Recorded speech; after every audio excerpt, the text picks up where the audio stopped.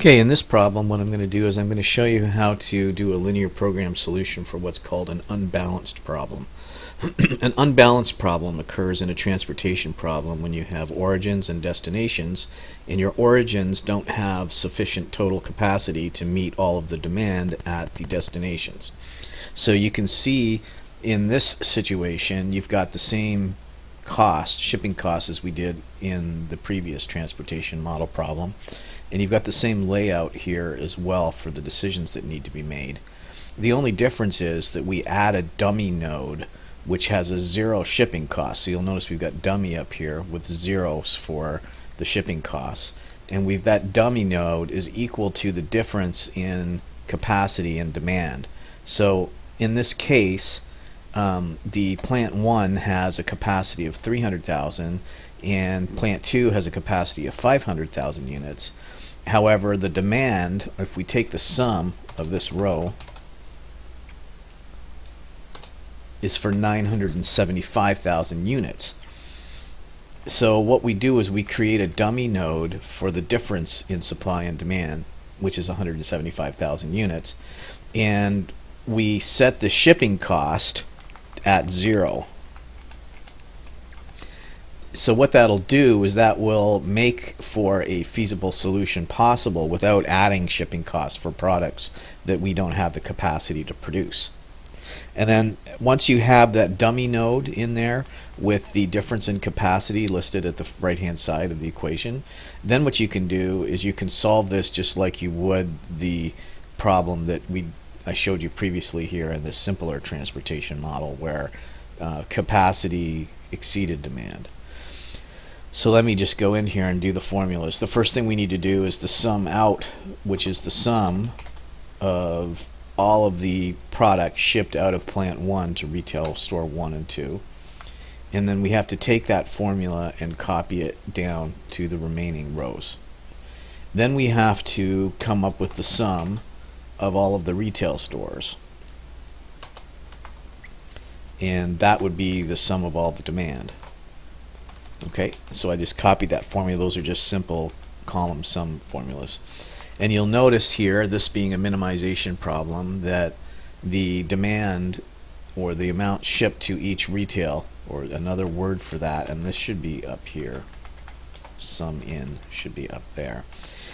Sum in to each of these retail store nodes must be greater than or equal to the demand. If you make it less than or equal to, then the solver linear program will ship nothing, because that would minimize costs and you don't want that. So you have to make that greater than or equal to.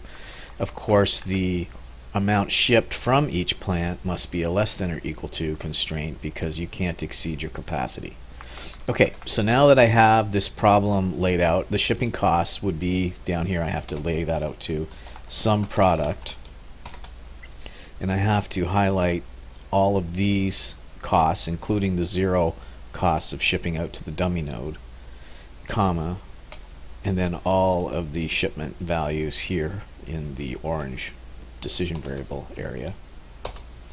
Okay, so I have that to minimize. So now what I do is I go to data and I go to solver, and what I do is I got to solve this problem. First thing, and I've already got some values in there but I'll redo them, you need to set the objective function, which is this cell C23, and that needs to be not set to max but to min, because you want to minimize shipping costs. What you want to do is you want to change these orange cells right here, which are the amounts shipped from each plant to each destination. And then now what we have to do is we have to put in the constraints. So we have to make sure that this column is less than or equal to the default, which is less than or equal to each of these capacities. Click on OK.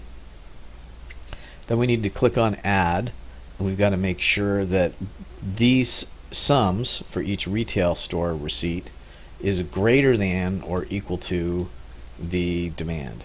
And make sure that you don't forget to make this greater than or equal to for the reasons I gave earlier. So we click on OK. Now hopefully I've done that okay. Let me just check it over. C18 to D18. C18 to D18. C18 to D18, yeah, must be greater than or equal to C20 to D20. That's right. That's handling the destination constraints.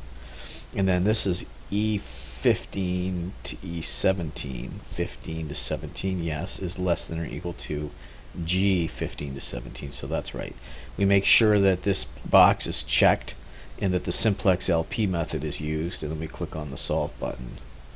And it says that it found a solution right here. Okay, so this is the optimal solution. You'll notice that it assigned the demand to the dummy constraint first because that has a 0 shipping cost. But what that meant was that's all unsatisfied demand that the company's going to have to figure out how to satisfy somehow. And then the other shipments are listed here. So I would like you to look at this and to give the overall assessment as to why it made these particular decisions in order to meet the demand associated with each retail store. And that's how you do that. If you get stuck, I've got the solution with all the formulas in it listed here under the unbalanced transportation problem solution. But I would like to see you go through and add all of these particular formulas and make the solver solution happen. Thanks.